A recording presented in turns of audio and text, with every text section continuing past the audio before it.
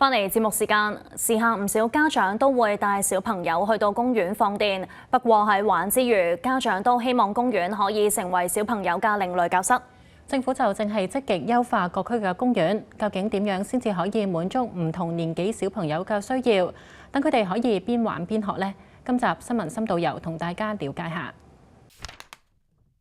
加油！加油！睇邊個快？弟弟會唔會快啲啊？好，再等我圈過嚟。阿欣係一位全職媽媽，佢有一對5歲大嘅雙胞胎仔仔。佢平時喺星期6日都會安排一啲親子活動，去同小朋友增進親子感情，比如係帶小朋友去到公園放電。而阿欣好注重公園整體嘅安全性以及係衛生問題，因為佢經常帶住2個小朋友一齊去到公園玩，擔心佢哋玩得太興奮嘅時候會走失，所以佢通常都會揀一啲較為封閉式或者係只有1個出入口嘅公園，喺小朋友開心放電嘅同時，都能夠確保佢哋嘅安全。而除咗考量安全性之外，公園入面遊樂設施嘅適齡設計以及係活動空間嘅規劃，同樣都係佢嘅重點考量之一。嗰個遊戲對我就冇安全性啦，啲好高嗰啲水滑梯呢，我暫時都未俾過小朋友玩嘅。空間呢，佢雖然話封閉式，佢唔會跌落街，但係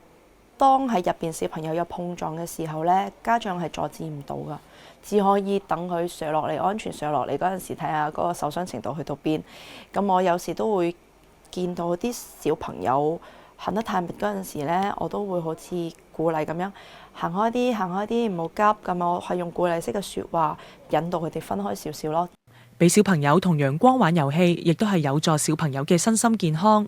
戶外公園係阿欣嘅首選放電地方，佢期望2個仔仔喺玩樂當中學習探索大自然。我見政府咧都有好多比較天然嘅設施俾小朋友接觸下大自然嘅，所以嗰啲我叫原生態咯。有啲人會覺得邋遢，其實呢個係原生態，始終都要接觸嘅。咁起碼多個教育咯。好似啲沙池咧，我有俾我小朋友玩嘅。放假除咗帶小朋友去公園玩，仲有啲咩其他選擇呢？阿欣話：平時佢都有留意開一戶通入面嘅兒童親子專區，認為活動多元化，例如係俾小朋友同家長一齊閱讀嘅閱讀加分親子活動，學習氣象知識嘅氣象分析親子遊，以及係各種各樣嘅興趣班等等，大部分都係免費參與。盧家大屋參觀啊，咩飲茶嗰啲啊，活動啊，都 list 晒喺入邊嘅。佢雖然係抽籤模式，但係都起碼有個機會咯。因為好多只要免費嘅話呢，我覺得冇咁大壓力，因為我始終2個小朋友，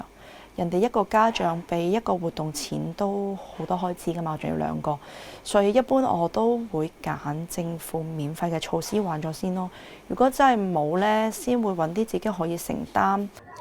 除咗選擇喺澳門放電之外，亦都有唔少嘅家長選擇帶小朋友去到內地體驗更多新奇同埋有趣嘅遊樂項目。黃生黃太一家人一有長假期就會北上遊樂消費，佢哋認為本澳嘅遊玩空間有限，配套設施較為單一，所以都中意帶2個女女去到內地嘅遊樂場度過親子時光。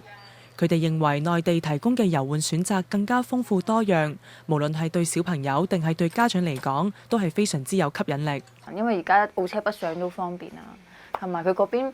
個場地大一啲嘅場地就玩得開心啲咯，係啊，同埋平，即係可能有啲可能洗下車啊，有啲都幾得意嘅，咁啊可能係澳門嘅就冇咯，同埋佢哋可能相對更新嘅情況比較快一啲，即係玩具啊嗰啲，因為澳門嗰啲公園有陣時冇乜太大嘅遮陰地方啊，所以就係咯。我哋好多時都會先考慮咗個天氣先咯，我哋都會睇下有冇啲容易泊車啊咁樣嘅配套設施咯，即係可能如果佢哋玩完可以去食個嘢或者去行下街都好咯，咁係咯，因為澳門有啲地方就難泊車啲咯，相對就。隨住小朋友嘅年齡增長，佢哋對活動量同埋冒險性嘅需求都有所提高。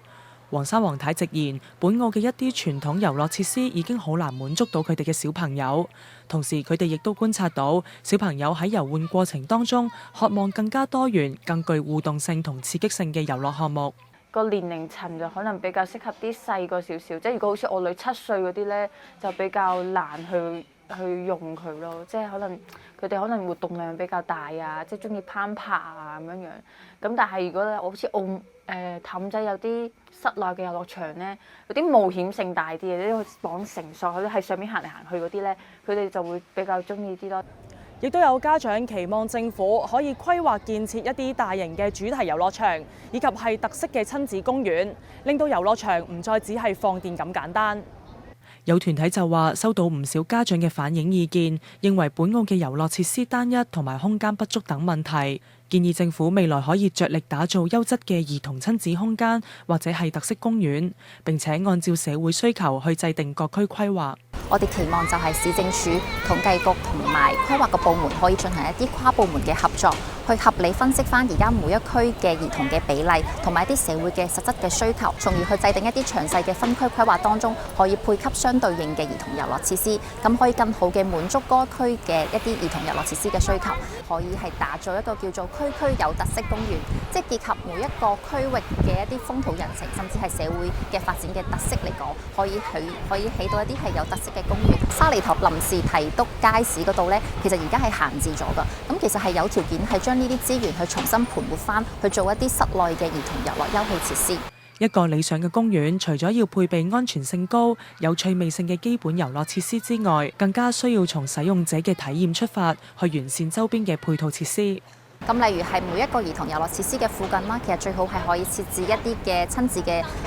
嘅廁所啦、母嬰嘅哺乳室啦，甚至係啲小朋友嘅洗手台啊、飲水機啊呢啲，其實係方便到咧係每一個唔同年齡段嘅兒童啦，同埋去家庭去使用嘅，增加多啲親子互動嘅遊戲，需要親子去共同完成嘅，係啦。咁家長可以從一個旁觀者去變成一個同小朋友一齊玩嘅參與者，咁我相信對親子之間嘅感情係一個非常之好嘅增進嘅一個渠道啦。現代兒童遊玩空間唔再局限於標準化嘅滑梯同秋千，喺設計嘅時候更多注重體驗多樣性同兒童自主性。喺設計過程當中，亦都逐漸重視兒童參與。有團體建議本澳公園都可以參考呢個方向去進行規劃。對於小朋友玩呢，佢哋除咗係希望佢哋放電之外呢，仲希望佢哋可以放學喎。咩叫放學呢？即係話喺玩嘅過程當中呢，可以學習到一啲嘅新嘅技能啦。因為內地一啲兒童遊樂設施呢，可能已經唔單止係一個玩一個層面啦，即係好多時候會可能係需要小朋友喺當中呢，係需要學習到一啲新嘅知識啦。佢又認為澳門要建設成對兒童同家庭發展更加友好嘅城市，意味住政府喺城市規劃、政策制定、社會服務方面應該優先考慮兒童嘅最大利益，同時從根本上去解決本澳社會嘅供需平衡問題。有史之偉指出，公園嘅實用性同埋舒適度非常重要，相信市政署喺規劃公園嘅時候會作全面考量，去滿足市民嘅需求。咁我哋喺做一啲規劃同埋我哋做一啲公園嘅建設嘅時候咧，我哋要考慮到其實可能唔同公園佢自己嘅特點咯，又或者除咗佢一啲遊具之外，佢一啲嘅體育嘅場地啦，一啲運動設施嘅一啲嘅唔同嘅一啲嘅特點，希望可以喺同區嘅公園之間咧都可以做到一啲嘅差異化，佢可以因應翻自己唔同嘅需求啦，都可以去到附近唔同嘅公園咧，可以去揾到佢哋所需要嘅一啲嘅場地或者設施，咁令到大家咧都可以喺個社區入面咧可以有更多唔同多元化嘅一啲嘅選擇啦。佢又話，市政署喺更換公園遊樂設備嘅時候，會嚴格遵守安全標準，並喺整個規劃同建設過程當中，同史之偉保持充分嘅溝通。因為亦都要理解就係澳門有一個客觀嘅情況，就係澳門嘅地方係相對比較細一啲啦。咁有一啲嘅公園啦，或者有一啲嘅康體嘅設備咧，本身佢個佔地嘅面積咧，可能相對就會比較細一啲。咁所以咧我哋喺溝通嘅過程當中咧，我哋都會即係建議要兼具到佢嘅一個安全性啦，同埋啱啱所講嘅一啲嘅盡量做到一啲無障礙嘅一啲嘅設施咯。佢亦都認同本澳嘅公園同遊樂設施應該要更好咁樣去結合親子活動，相信會有利於小朋友探索自我成長，以及係增進親子關係。喺嗰個慕拉士政府綜合大樓入面嘅嗰個兒童探索館啦，咁按照政府公佈未來就係會往呢一個方向去發展，咁佢都有一個比較大嘅一個佔地面積啦，並且係室內會打造一啲即係大人同小朋友一齊可以去活動嘅一啲嘅空間。咁亦都期望啦，日後咁因為喺呢啲空間上面咧，其實都需要花費比較大嘅一啲資源去投入啦，亦都有後續嘅一啲嘅維護同埋管理嘅工作。咁希望去到後期啦，咁政府可以喺呢一度都做好相應嘅一啲嘅工作，咁等我哋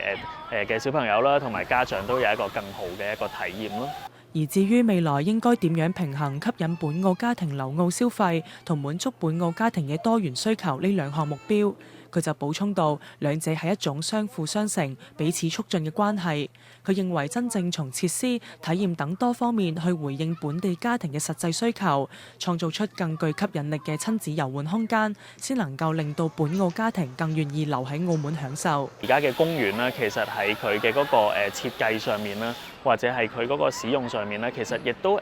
相對已經係比較多元化一啲，亦都算係兼顧到咧唔同年齡層嘅小朋友咧佢嘅一個使用嘅，例如係去到一個叫做商業化嘅，或者一個商業嘅一個運作模式嘅時候嘅公園啦，一啲嘅公共資源啦，我哋肯定係要最大程度咁樣去開放俾我哋嘅家長啦，俾我哋市民，俾我哋嘅小朋友去使用同埋去遊玩啦。俾坊間可能一啲嘅社團啦，或者一啲嘅私人嘅機構啦，佢哋亦都有通過其他唔同嘅一啲嘅方式，自己室內嘅一啲嘅場地啦，咁去提供一啲佢哋嘅多元化嘅一啲嘅遊樂設施，或者一啲休憩嘅空間，可以去俾到小朋友同埋家長去選擇啦。一個理想嘅公園唔單止要有適齡、安全嘅設施，更加應該考慮整體規劃，期望未來公園建設有更多可能性。